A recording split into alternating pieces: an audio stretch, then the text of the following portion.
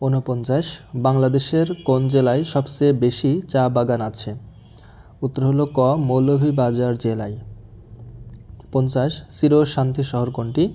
উত্তর হলো খ রোম।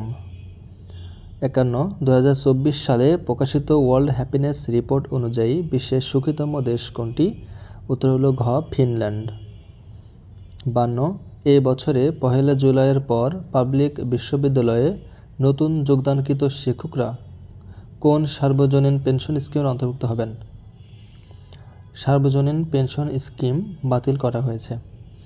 53 রাশিয়ার প্রেসিডেন্ট কত বছরের জন্য নির্বাচিত হন? উত্তর হলো ঘ 6 বছরের জন্য। 54 স্কাই ট্যাক্সের প্রতিবেদন অনুযায়ী বিশ্বের সেরা বিমানবন্দর কোনটি? উত্তর হলো ক চাঙ্গি বিমানবন্দর।